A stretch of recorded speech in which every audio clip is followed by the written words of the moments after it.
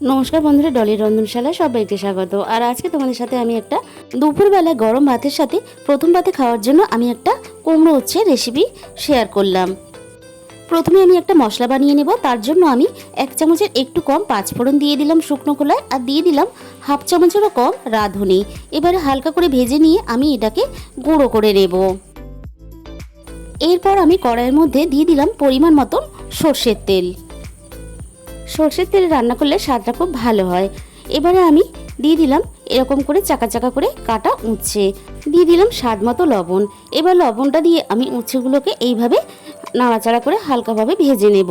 আমি এখানে খুব বেশি মুচমুচে করে ভাজবো না, দেখো আমি এরকমভাবে হালকা করে কালার এসে গেছে, এইভাবে আমি ভেজে নামিয়ে নেব।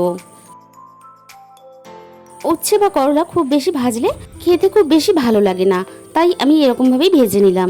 ওই একই তেলের মধ্যে আমি দিয়ে দিলাম কালো জিরে। ফোড়নে কালো জিরে দেওয়ার পরে আমি এখানে একটা মাঝারি সাইজের পেঁয়াজ এরকমভাবে লম্বা লম্বা করে কেটে এখানে দিয়ে দিলাম। এবার পেঁয়াজটাকে আমি হালকাভাবে নাড়াচাড়া করে ভেজে নিলাম। এরপর আমি দিয়ে দিলাম 1 চামচ পরিমাণ রসুন বাটা, আর দিয়ে দেবো স্বাদ মতো লবণ। এবার সব কিছু খুব ভালোভাবে একটু হালকাভাবে নাড়াচাড়া করে আমি ভেজে নেব।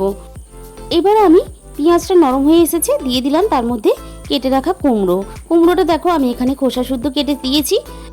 একটু কাঁচা একটু পাকা কুমড়ো এভাবে খোসা সমেত রান্না করলে খেতে কিন্তু খুবই সুন্দর হয়। এরপর নাড়াচাড়া করে আমি নিয়ে এখানে একটা চেরা কাঁচা লঙ্কা দিয়ে দিলাম। এবারে আমি আরেকটু নাড়াচাড়া করে নেব।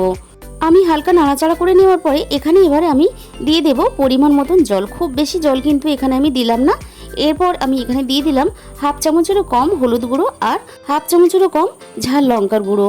এটা খুব বেশি ঝাল হলে ভালো লাগবে না, যেহেতু আমি চেরা কাঁচা লঙ্কা দিয়েছি। কুমড়োটা আমি মশলার সাথে ভালোভাবে নাড়াচাড়া করে নিয়ে এর মধ্যে আমি দিয়ে দিলাম অল্প পরিমাণ চিনি।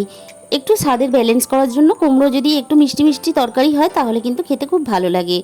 কুমড়োটা আমার এখানে খুব ভালোভাবে সিদ্ধ হয়ে গেছে, আর পাঁচফোড়ন আর রাঁধুনিটা যে আগে থেকে ভেজে রেখেছিলাম খুব ভালোভাবে আমি এখানে গুঁড়ো করে নিয়ে পাঁচফোড়ন আর রাঁধুনির গুঁড়োটা আমি এখানে দিয়ে দিলাম। রেসিপিটা ভালো লাগলে অবশ্যই একটা লাইক করো, আর নতুন বন্ধুদের কাছে আমার অনুরোধ রইল আমার বানানো রেসিপিটা তোমাদের যদি ভালো লেগে থাকে অবশ্যই আমার চ্যানেলটা সাবস্ক্রাইব করে পাশে থাকার অনুরোধ রইল।